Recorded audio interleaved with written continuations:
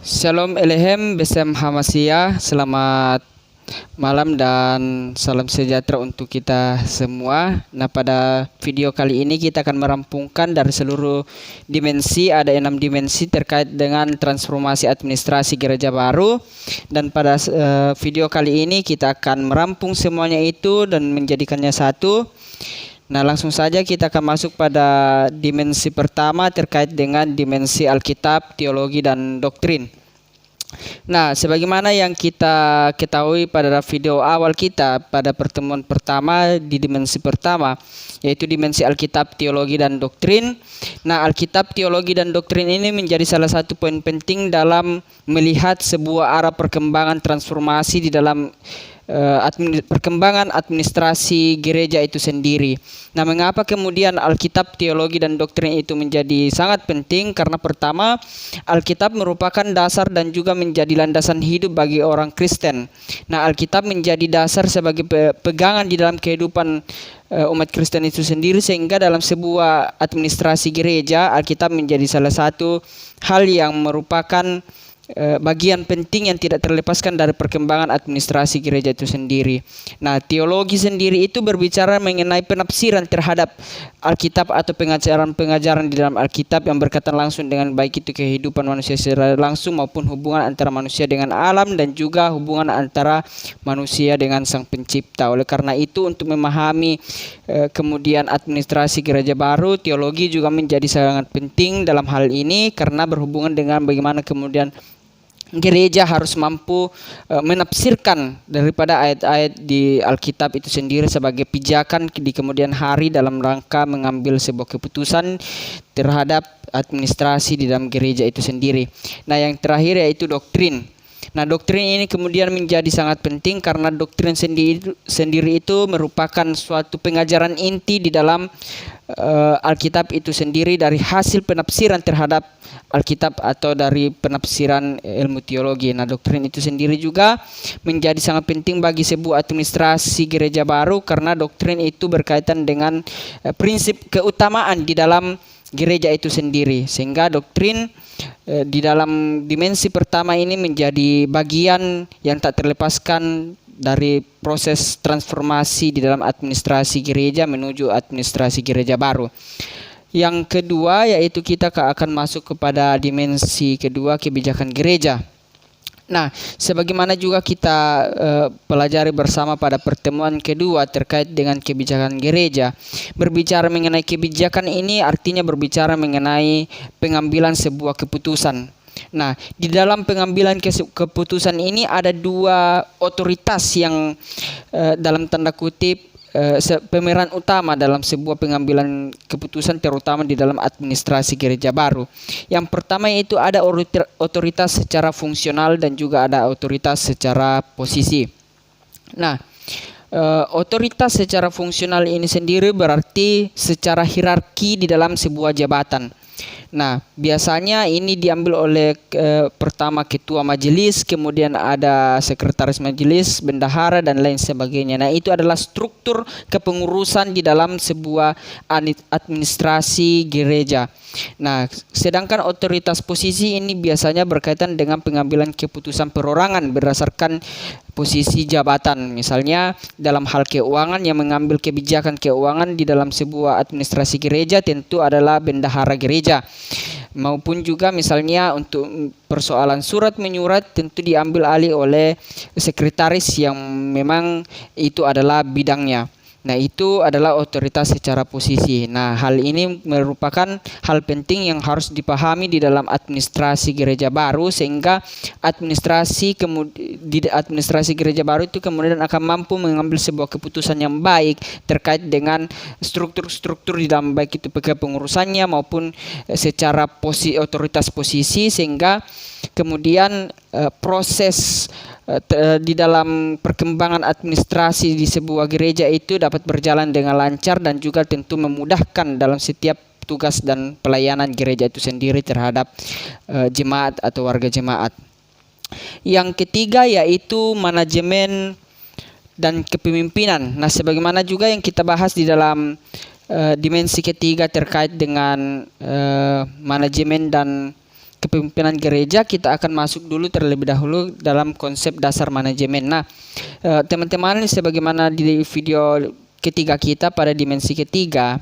Nah, manajemen ini sendiri secara etimologi berasal dari bahasa Prancis kuno, yaitu manajemen, yang berarti seni melaksanakan atau seni mengatur. Nah, dari pengertian ini kemudian para ahli mendefinisikan kembali atau mengkonstruksi kembali pengertian itu dengan sangat baik. Nah, dalam kesempatan ini saya akan kembali mengingatkan kepada kita ada dua tokoh yang kita bahas kemarin terkait dengan definisi yang menurut saya juga sangat baik definisinya terhadap pengertian manajemen itu sendiri. Yang pertama yaitu ada F.W. Taylor yang juga memberikan definisinya terhadap manajemen itu sendiri dengan mengatakan bahwa manajemen adalah seni untuk mengetahui apa yang akan kita lakukan ke depannya dan kemudian memahaminya, bahwa hal tersebut dilakukan secara terbaik dan paling murah. Yang kedua ada Hani Handoko yang juga ikut kemudian memberikan argumennya mengenai pengertian manajemen dengan mengatakan bahwa manajemen adalah bekerja dengan orang-orang untuk menentukan, kemudian menginterpretasikan dan mencapai tujuan-tujuan organisasi dengan pelaksanaan fungsi-fungsi perencanaan, pengorganisasian, penyusunan personalia, pengarahan, kepemimpinan, dan juga pengawasan. Dengan demikian, dari definisi-definisi atau pengertian yang kemudian diberikan para ahli kepada kita, kita kemudian dapat menentukan prinsip-prinsip di dalam manajemen itu sendiri. Prinsip-prinsip pertama yaitu pembagian kerja atau division of work. Yang kedua yaitu kekuasaan dan juga tanggung jawab atau authority and responsibility. Yang ketiga yaitu disiplin. Yang keempat yaitu ada kesatuan komando atau unity of command, ada kesatuan arah atau unity of direction, ada order atau keteraturan, equity atau persamaan, dan yang paling penting yang harus kita ketahui mengenai prinsip-prinsip manajemen itu sendiri yaitu adanya kepentingan individu harus ditempatkan di bawah kepentingan organisasi secara umum atau subordination of individual to general interest. Nah, sekarang kita masuk pada konsep kepemimpinan. Nah, di dalam konsep kepemimpinan sebagaimana yang kita bahas di video ketiga kita dalam dimensi ketiga terkait dengan dimensi manajemen dan kepemimpinan gereja. Nah, kepemimpinan itu berarti bahwa seseorang yang memiliki otoritas kekuasaan atau diberikan otoritas untuk memimpin orang-orang yang ada di sekitarnya. Nah, sebagaimana yang juga kita pelajari bersama kemarin bahwa orang-orang yang memiliki otoritas atau kekuasaan haruslah memiliki jiwa yang rendah hati, dan kemudian sebagai tolak ukur atas kepemimpinan orang tersebut, maka kita harus melihat seberapa jauh dia mampu mengelola organisasinya. Yang itu yang pertama. Yang kedua yaitu seberapa mampu dia mengajak atau membangun orang-orang yang ada di sekitarnya. Nah, itu menjadi tolak ukur pertama dan utama di dalam kepemimpinan seseorang. Jadi dia harus mampu mempengaruhi orang-orang sekitarnya, mampu membawahi organisasinya dengan baik, memiliki sifat atau jiwa kepemimpinan yang baik dan rendah hati. Dan yang keempat yang tidak kalah pentingnya ialah orang tersebut kemudian harus mampu mengembangkan talenta yang Tuhan berikan kepada anggota-anggotanya dengan secara maksimal, sehingga kemudian organisasi yang dia pimpin itu akan terstruktur dengan baik dan kemudian kerja-kerja di dalam organisasi itu dapat terlaksana dengan baik. Nah, juga kemudian ketika kita merujuk dalam buku teologi penggembalaan yang ditulis oleh Derek J. Titball pada halaman 289 misalnya yang kita bahas kemarin, Os Guinness juga dalam analisisnya kemudian mengidentifikasi ada 7 kelompok keraguan-raguan yang kemudian biasa timbul di tengah-tengah jemaat gereja atau warga gereja itu sendiri, yang kemudian menjadi masalah atau pergumulan di dalam sebuah administrasi gereja dalam tugas panggilan dan tanggung jawab gereja dalam pelayanannya. Nah, kemudian oleh Os Guinness ini membagi di 7 kelompok itu, ya, di antara lain yaitu keraguan-raguan yang muncul dari ketiadaan rasa syukur. Yang kedua yaitu keraguan-raguan karena pandangan yang keliru terhadap Allah. Yang ketiga yaitu keraguan-raguan yang muncul karena adanya landasan yang lemah. Yang keempat yaitu keraguan-raguan yang muncul dari ketiadaan komitmen, tiada pertumbuhan, dan juga keraguan-raguan yang muncul sebagai akibat dari perasaan-perasaan yang tak dapat dikendalikan atau emosional yang tak dapat dikendalikan. Kemudian ada terakhir keraguan-raguan karena ketakutan untuk percaya.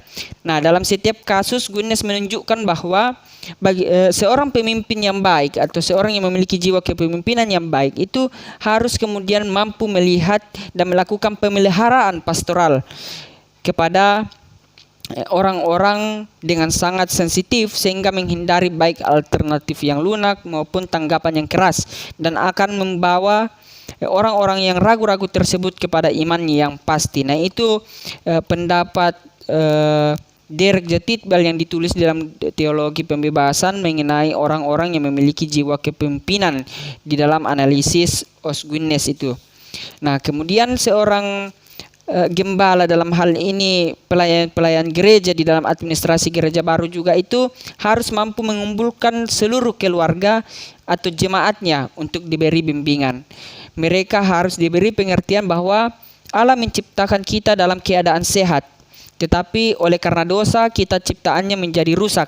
Namun Allah berbelas kasihan kepada kita dan melalui penderitaan Yesus Kristuslah berupaya kemudian memulihkan kembali gambar ilahinya di dalam manusia.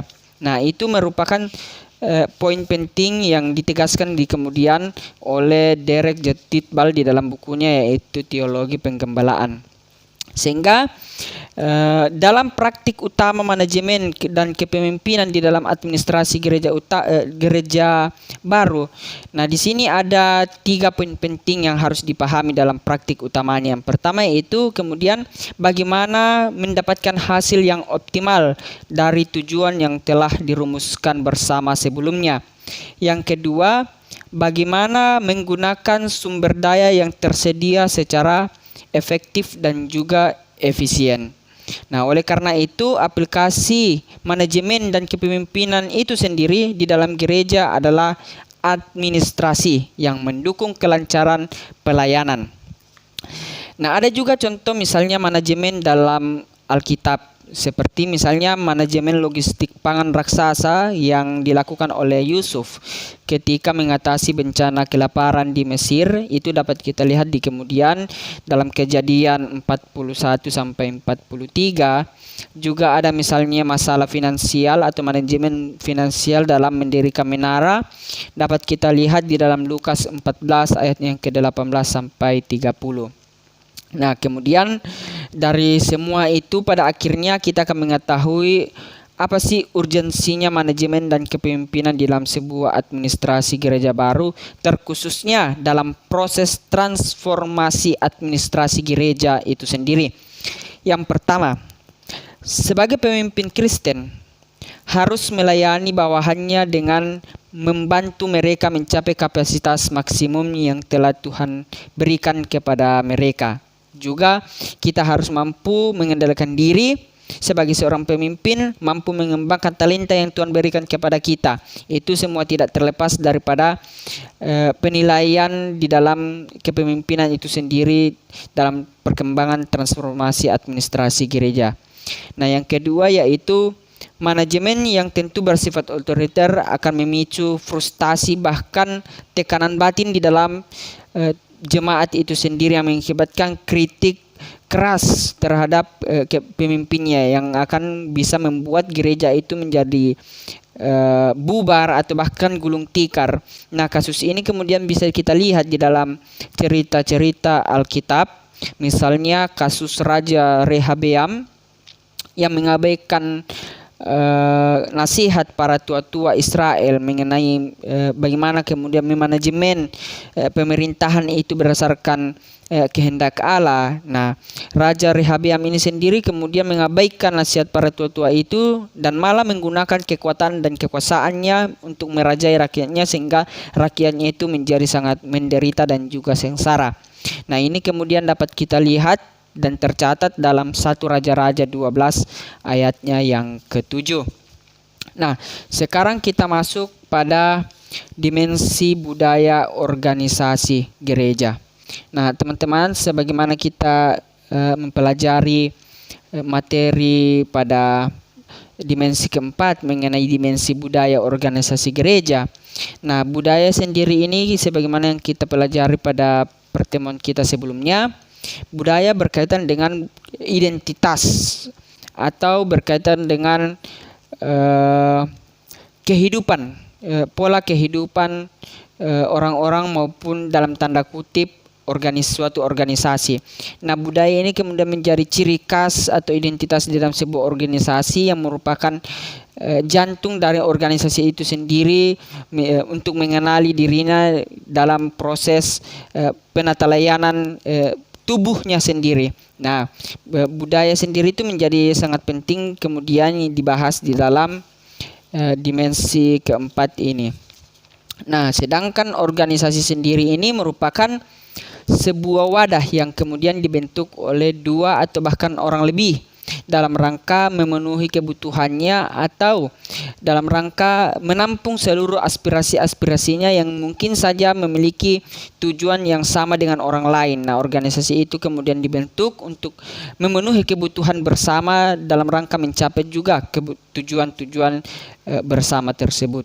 Nah, tujuan-tujuan itu kemudian atau tujuan-tujuan individual itu kemudian dirampungkan di dalam satu tujuan organisasi dan kemudian dibawa bersama-sama sehingga menghasilkan tujuan kolektif bersama yang kemudian menguntungkan semua orang di dalam organisasi itu. Nah, dalam dimensi keempat ini budaya organisasi gereja menjadi sangat penting karena dalam sebuah transformasi administrasi gereja baru, budaya organisasi gereja ini menjadi salah satu ciri khas dalam perubahan di dalam administrasi gereja karena merupakan inti dari ciri khas administrasi gereja itu sendiri. Nah, Robbins misalnya pernah mengemukakan atau menjelaskan bahwa organisasi juga memiliki kepribadian seperti individu. Bisa tegar atau bisa juga bersifat fleksibel, bisa tidak ramah atau mendukung, bahkan bisa bersifat inovatif dan juga dapat bersifat konservatif. Lebih lanjut kemudian Robbins mengatakan bahwa para teoritis dalam tanda kutip teoritis organisasi juga bahkan telah mengakui dengan menyadari pentingnya peran yang dimainkan oleh budaya organisasi terhadap anggota-anggota organisasi yang memengaruhi sikap dan perilaku karyawan dalam suatu perlembagaan, terkhususnya dalam konteks administrasi gereja baru atau konteks transformasi di dalam sebuah administrasi gereja. Nah, ini kemudian menjadi sangat penting menurut Robbins untuk dipahami karena ini merupakan sesuatu yang kemudian menjadi kepribadian tersendiri di dalam administrasi sebuah lembaga atau organisasi dalam konteks sekarang ini, yaitu administrasi gereja baru. Bila suatu organisasi menjadi terlembaga, organisasi itu memiliki kehidupannya sendiri, terlepas dari siapa pendirinya atau siapapun anggotanya. Di samping itu, bila organisasi itu menjadi terlembaga juga, maka organisasi itu wajib memenuhi seluruh kebutuhan-kebutuhan setiap anggotanya. Itu menjadi sangat penting. Organisasi itu dapat memperoleh keabadian. Nah, jika organisasi itu tidak sekedar untuk sebagai barang dan jasa saja, tetapi sebagai wadah untuk membangun kesadaran kolektif bersama dalam rangka pemenuhan kebutuhan setiap anggota-anggota yang ada di dalamnya. Nah, organisasi juga dapat menjadi abadi ketika organisasi itu dihargai untuk dirinya sendiri. Nah, juga jika tujuan aslinya tidak lagi relevan, maka organisasi itu tidak akan gulung tikar atau menjadi masalah-masalah lebih berat, semisal kewaspadaan terhadap terjadinya integrasi di dalam organisasi atau lembaga tersebut. Karena organisasi yang memiliki sifat budaya organisasi itu pada akhirnya akan mendefinisikan ulang dirinya. Karena itu dengan suatu budaya organisasi yang baik, maka harapan pada kenyataan kepuasan kerja akan didapati oleh setiap pekerja yang ada, bahkan seluruh anggota atau warga jemaat pada suatu organisasi gereja tersebut. Nah, ini kemudian menjadi sangat penting untuk dipahami, terkhususnya dalam perkembangan transformasi administrasi gereja baru. Nah, sekarang kita akan masuk pada dimensi ekologi administrasi gereja baru. Dimensi ekologi administrasi gereja baru sendiri, ketika kita memahaminya, ada domain kepublikan gereja yang terdiri dari corporate, kemudian government, dan civil society atau gereja.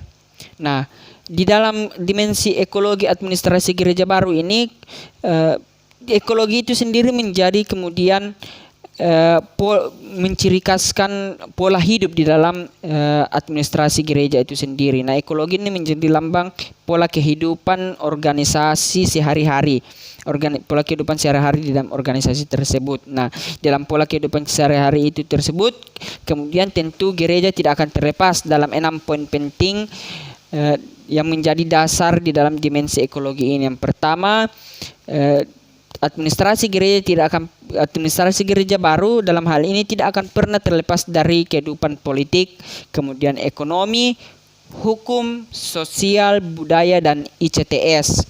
Nah, oleh karena itu kemudian dalam dimensi ekologi administrasi gereja baru dalam hal ini politik, perumusan kebijakan partisipasi itu di dalam gereja adalah mempersiapkan dan mengutus jemaat terlibat dalam proses perumusan kebijakan. Itulah pentingnya politik dalam administrasi gereja baru. Di dalam administrasi gereja baru juga kita akan lebih mengenal ada 2 level adaptasi ekologi administrasi gereja baru. Yang pertama yaitu level pendekatan atau strategi, yang kedua adalah level substansi atau hakikat. Nah, dari kedua level tersebut, kemudian gereja tidak hanya memainkan peran sebagai sebuah organisasi semata atau sebuah organisasi keagamaan semata atau organisasi kerohanian, namun gereja kemudian akan mampu berperan lebih terhadap pembangunan kemanusiaan dan juga pembangunan kebutuhan kemanusiaan itu sendiri, terkhususnya dalam bidang ekonomi misalnya, kesehatan atau politik, sosial, ICTS maupun hukum. Nah, dalam hal ini juga kita akan mengetahui paradigma ekologi administrasi gereja. Di dalam paradigma ekologi administrasi gereja kita akan mengenal ada 3 jenis paradigma ekologi administrasi gereja. Yang pertama yaitu paradigma tertutup atau closed system. Yang kedua yaitu paradigma terbuka atau open system, dan yang ketiga yaitu ada paradigma moderat. Nah, pada akhirnya kita akan mengetahui bahwa di dalam ekologi yang merupakan ciri khas dari pola hidup organisasi itu terdapat strategi-strategi di dalamnya, terutama strategi pewartaan oleh gereja dalam tugas pelayanannya. Nah, dalam hal ini kita akan mengetahui ada 4 strategi penawaran terkhusus dalam transformasi administrasi gereja baru. Yang pertama yaitu ada gereja berbasis offline atau non-internet. Yang kedua ada gereja berbasis sharing atau informasi basis website. Yang ketiga yaitu ada gereja berbasis percakapan rasional atau bernalar melalui media sosial atau daring. Yang keempat atau yang ketiga yaitu gereja berbasis peran multi perspektif atau non diskursif, gerak dan lagu melalui media sosial. Dan pada akhirnya kita akan mengetahui sejarah perkembangan gereja itu sampai pada akhirnya, mulai dari gereja awal-awal atau gereja mula-mula yang berbasis pada persekutuan, kemudian masuk pada gereja tradisional yaitu persekutuan gereja berbasis persekutuan jemaat, gereja digital yang kita temui saat ini yang berbasis pada persekutuan account, dan yang keempat yaitu gereja akhir zaman atau persekutuan keluarga Allah di sorga. Nah, itulah kemudian pentingnya juga dimensi ekologi administrasi gereja dalam perkembangan transformasi administrasi gereja baru. Nah, pada akhirnya kita akan masuk pada pembahasan terakhir, dimensi ke-6 yang terkait dengan dimensi evaluasi kinerja. Yang di dalam dimensi evaluasi kinerja ini, di dalam dimensi ke-6 yang sebagaimana barusan kita pelajari bersama pada video sebelumnya. Ada prinsip-prinsip yang harus kita ketahui di dalam dimensi ini kemudian. Yang pertama itu di dalam prinsip-prinsip yang perlu kita ketahui di dimensi evaluasi kinerja ada on the track, yaitu berdasar pada Alkitab, kemudian doktrin, teologi, filsafat, metode dan teori. Ini semua adalah multidisiplin di dalam dimensi evaluasi kinerja, 6 dimensi administrasi gereja baru. Evaluasi dimensi kinerja administrasi gereja baru memiliki ada 5 poin penting mengenai prinsip-prinsipnya. Yang pertama yaitu prinsip AGB bukanlah sebuah pemodulan gereja yang baru, tetapi kemudian sebuah model gereja yang diperbaharui oleh Allah di dalam Yesus Kristus dan Roh Kudus, di dalam Ibrani 13 ayat 8 landasan Alkitabnya. Yang kedua yaitu prinsip AGB diilhami oleh kebenaran Allah di dalam sumber-sumber kebenaran Alkitab. Kita dapat melihat dasar Alkitabnya misalnya di dalam 2 Timotius 3 ayat yang ke-15. Juga berbagai tulisan di dalam 2 Timotius 3 ayat yang ke-16, dan kemudian prinsip AGB diilhami melalui ide-ide individual yang dapat kita lihat di dalam Ibrani 8 ayat 10 sampai 11. Prinsip AGB juga merupakan sebuah aktivitas kelembagaan gereja yang sifatnya terus-menerus diperbaharui. Landasan Alkitabnya dapat terlihat jelas misalnya di dalam Roma 12 ayat 2. Kemudian ada administrasi gereja bekerja berdasarkan hukum atau prinsip, yakni mengerjakan apa yang telah Yesus kerjakan dan Roh Kudus. Landasan Alkitabnya dapat kita lihat misalnya di dalam Yohanes 14 ayat yang ke-12 sampai 14. Dan AGB adalah upaya bersama, sistematis, komprehensif membawa orang mencari Yesus. Landasan Alkitabnya dapat kita lihat di dalam Yohanes 12 ayatnya yang ke-21. Nah, juga gereja dalam menakar kemuliaannya dalam penata layanannya haruslah berlandas pada dasar-dasar Alkitab. Misalnya dapat kita lihat di dalam Matius 17 ayat 4 ataupun di dalam Markus 9 ayat yang ke-7. Nah, di dalam dimensi evaluasi kinerja administrasi gereja baru ini juga kemudian kita akan mengetahui adanya akuntabilitas kinerja administrasi gereja baru. Ada evaluasi pertanggungjawaban gereja terhadap tugas dan panggilan gereja dalam konteks pelayanan gereja itu sendiri. Dan yang kelima yaitu ada impact kerja di dalam 5 dimensi administrasi gereja.